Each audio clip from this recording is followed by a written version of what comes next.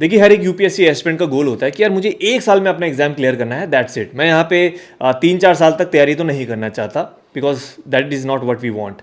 लेकिन एक साल में कैसे एग्जाम क्लियर होगा, उसका एक सॉल्यूशन है, वो ये है कि हमारी जो प्रिपरेशन है वो सिस्टमैटिक होनी चाहिए और प्लान्ड होनी चाहिए। यानी कि यहाँ पे प्लानिंग बहुत मैटर करती है। देखो, यहाँ पे ना आपको एक टारगेट सेट करना पड़ेगा और ये चीज़ क्लियर होनी चाहिए कि इस सब्जेक्ट को मैं इतना ही टाइम दूंगा, इससे ज़्यादा टाइम नहीं दूंगा।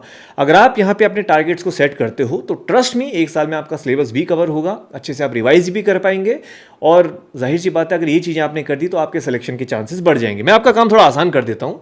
देखिए, जो हमारे कोर सब्जेक्ट्स होते हैं जैसे कि polity, economics, history and geography, देखो कोर सब्जेक्ट्स पे हम ज़्यादा फोकस इसलिए करते हैं बिकॉज एक तो इनका वेटेज ज़्यादा है, ठीक है, ज़्यादा क्वेश्चंस इनसे आपको देखने को मिलेंगे, करंट अफेयर्स में आपको मदद करेंगे और सबसे इंपॉर्टेंट इनका सिलेबस भी थोड़ा वास्ट रहता है, प्रीलिम्स और मेंस दोनों में आते हैं। तो इन टाइप के सब्जेक्ट्स को मेरा ये मानना है कि 30 से 45 डेज आपको देना चाहिए। अब यहाँ पे चाहे वो एनसीईआरटी हो, स्टैंडर्ड बुक्स हैं, सब इंक्लूडेड है। अगर आप डेली बेस पे 4 to 5 आवर्स की स्टडी करते हैं तो 30 से मैक्स टू मैक्स 45 डेज में कवर हो जाने चाहिए। अगर इससे ज़्यादा टाइम आप दे रहे हो तो या तो आपके रिसोर्सेज में कुछ गड़बड़ है या तो आपने सही से प्लानिंग नहीं करी है, तो प्लीज़ आप थोड़ा इस पर ध्यान दीजिए।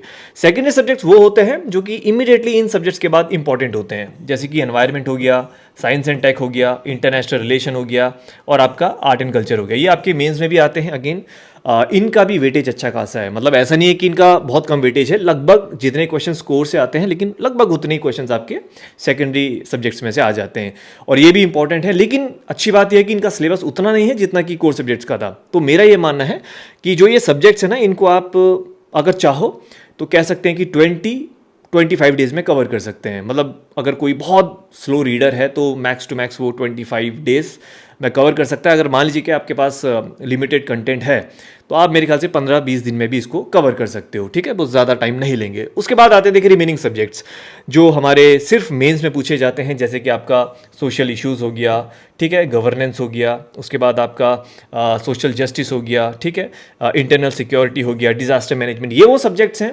देखो नंबर्स बहुत ज़्यादा है, बट ट्रस्ट मी, अगर आपके पास अगेन क्वालिटी स्टडी मटेरियल है तो ये जो रिमेनिंग सब्जेक्ट्स है ना, ये 10-15 से ज़्यादा दिन नहीं लेंगे। मतलब हर एक सब्जेक्ट, जैसे कि अगर आप देखें तो 10 डेज या 15 डेज में मैक्स टू मैक्स कवर हो सकते हैं। तो ये अगर आपको पता है कि यार कौन सा सब्जेक्ट का वेटेज ज़्यादा है, किससे क्वेश्चंस कितने आ रहे हैं और किसको मुझे कितना टाइम देना है, और एक प्लानिंग के तहत अगर आप अपनी प्रिपरेशन को लेके चलते हो तो एक साल अपने में सफिशिएंट होगा। अगर आप कंसिस्टेंट हैं, रेगुलर हैं, डिसिप्लिन्ड हैं, तो एक साल में आप अपना सिलेबस को कवर कर सकते हैं, साथ में उसको अच्छे से रिवाइज भी कर सकते हैं और ऐसे में आपके सिलेक्शन के चांसेस बढ़ जाएंगे। तो देखो, ये कुछ बेसिक चीज़ें होती हैं।